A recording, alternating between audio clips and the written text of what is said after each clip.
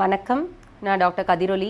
கதிர் hospital ட்ரிச்சிலேருந்து educational videos regarding சின்ன சின்ன கோளாறுகள், அதிகப்படியாக வரக்கூடிய ஃபீமேல்ஸ்க்கான கோளாறுகள், மென்ஸ்க்கான கோளாறுகளை பற்றி எஜுகேஷ்னல் வீடியோஸ் ரெகுலராக பண்ணுறோம். இன்றைக்கி நாங்கள் ஒரு எஜுகேஷ்னல் வீடியோ பண்ணலான்னு யோசிச்சிருக்கிறது கர்ப்பப்பை நீக்கம், கர்ப்பப்பை அறுவை சிகிச்சை ரிகார்டிங்காக இந்த வீடியோ பண்ணலாம். இது சிலருக்கான புரிதல், சிலருக்கான தேடுதலுக்கு விடையாக இருக்கும் அப்படிங்கிறது தான். கர்ப்பப்பை அறுவை சிகிச்சை யாருக்கெல்லாம் தேவைப்படும், எதற்காக பண்ணுறோம், எதுக்கு நான் அதுக்கு பயப்படணும், எதுக்கு பயப்பட வேண்டாம், அதனால் ஏதாவது பின்விளைவுகள் இருக்குமா இல்லையா, இந்த மாதிரியான நிறைய கேள்விகள் நாங்கள் பேஷண்ட் சைடில் பார்க்குறோம். இப்போ யாருக்கு இது தேவைப்படுது, எதற்காக பண்ணுறோம் அப்படிங்கிறத தெளிவாக புரியறதுக்காக தான் இந்த வீடியோ. ஸோ கர்ப்பப்பை அறுவை சிகிச்சை அப்படின்றது கர்ப்பப்பை நீக்குதல். அதுதான் யாருக்கெல்லாம் யூஸ்வலாக நம்ம டாக்டர்ஸ் கர்ப்பப்பை அகற்றுதல் பற்றி சொல்லுவாங்க அப்படின்னா, உதிரப்போக்கு, அதிகப்படியான உதிரப்போக்கு, அது கர்ப்பப்பை கட்டினால் இருக்கலாம், கர்ப்பப்பை சதை வளர்ச்சினால் இருக்கலாம், கர்ப்பப்பை வீக்கம்னால இருக்கலாம், சில டைம் கர்ப்பப்பை புற்றுநோய்கள்னால இருக்கலாம். இந்த மாதிரியான ப்ராப்ளம்ஸில் தான் வர பேஷண்ட்ஸுக்கு தான் கர்ப்பப்பை நீக்குதல் பற்றி டாக்டர் சொல்ல வேண்டியது இருக்கும். யூஸ்வலாக எந்த ஏஜ் குரூப்பில் சொல்லுவாங்க அப்படிங்கிறப்போ, 40 வயசை தாண்டிய பேஷண்ட்ஸில், அதுவும் மெடிக்கலாக நம்ம ட்ரீட்மெண்ட் கொடுத்து மெடிக்கலாக அந்த ட்ரீட்மெண்ட்க்கு அவங்க ரெஸ்பாண்ட் பண்ணாமல் இருந்தால், மருந்து மாத்திரை மூலமாக ப்ளீடிங்கை ஸ்டாப் பண்ணுறதுக்கு ட்ரை பண்ணுறப்போ, இல்லை சின்ன கட்டிகளாக இருக்கிறப்பமே கட்டிகளை சுருக்கிறதுக்கு ட்ரை பண்ணுறப்போ, அது ரெஸ்பாண்ட் பண்ணாமல் இருக்கிறப்போ, கட்டிகள் வேகமாக வளர்ச்சி அடைகிறப்போ நம்ம கர்ப்பப்பை அறுவை சிகிச்சை பற்றி அட்வைஸ் பண்ண வேண்டிய அவசியம் இருக்கும்.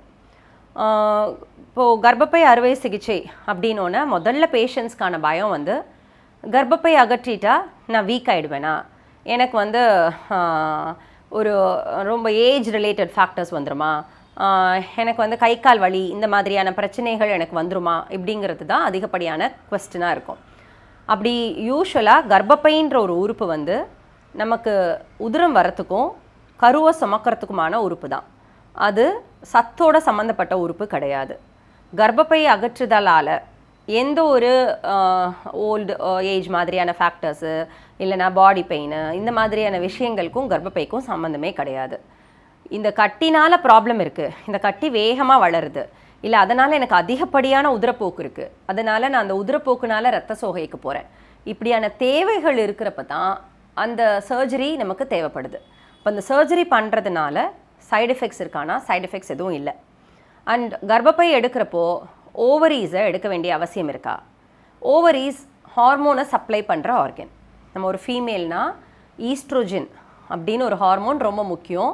அந்த ஹார்மோன் இருக்கிறப்போ நமக்கு back pain, body pain, bone weakness, பொண்ணுடம்பில் வறட்சித்தன்மை, அதாவது ட்ரைனஸ், வெஜினல் ட்ரைனஸ், இதெல்லாம் வராமல் இருக்கிறதுக்கு நமக்கு ஈஸ்ட்ரோஜன் முக்கியம். ஸோ ஓவரீஸை கூடுமான வரைக்கும் நியரிங் 50 இயர்ஸில் இருக்கிற பேஷண்ட்ஸ் வரைக்கும் ஓவரியை நாங்கள் ப்ரிசர்வ் பண்ண தான் பார்ப்போம்.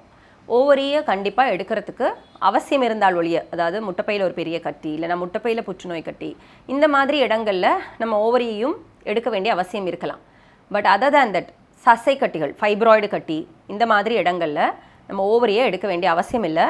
ஓவரியை ரீட்டைன் தான் பண்ணுவோம். ஸோ ஓவரி இருக்கிற வரைக்கும் நம்ம உடம்புல வீக்னஸ்ஸு, ஜாயின்ட் பெயின், இதெல்லாம் நம்ம ஃபேஸ் பண்ண அவசியம் இருக்காது. பட் ஓவரியும் 50-52 வயசை தாண்டி கர்ப்பப்பை சுருங்குறப்போ, அதாவது மெனோபாசல், உதிரம் நின்று போகிற ஏஜ் குரூப் வரப்போ ஓவரியும் அதோட வேலையை குறைச்சிக்கத்தான் செய்யும். ஸோ அஸ் ஏஜ் இன்க்ரீசஸ், ஃபீமேல்ஸில் ஈஸ்ட்ரோஜன் குறையிறப்போ ஜாயின்ட் பெயினோ வெஜினல் ட்ரைனஸோ 55 வயதை தாண்டி இருக்கத்தான் செய்யும். ஸோ கர்ப்பப்பை அறுவை சிகிச்சை அப்படின்னா அதற்கு என்ன மாதிரியான வழிகளில் நம்ம மேற்கொள்ளலாம் அப்படிங்கிறப்போ, முன்னாடியெல்லாம் கர்ப்பப்பை அறுவை சிகிச்சை அப்படின்னா டோட்டல் அப்டாமினல் ஹிஸ்டெக்டமின்னு சொல்லுவோம். வயிற்றை கிழித்து லேயர் பை லேயராக போய் கர்ப்பப்பை அறுவை சிகிச்சை செய்கிறது.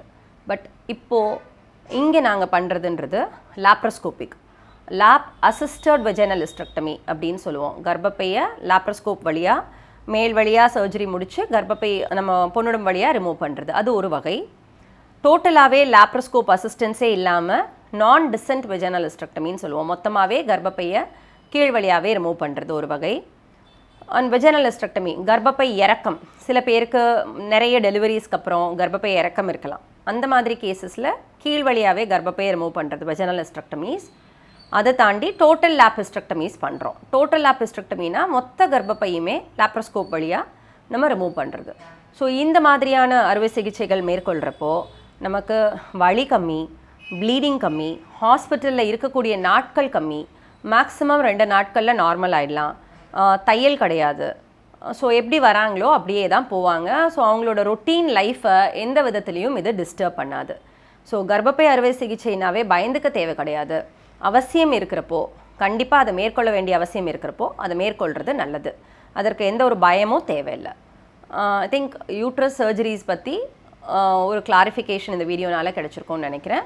தேங்க்யூ.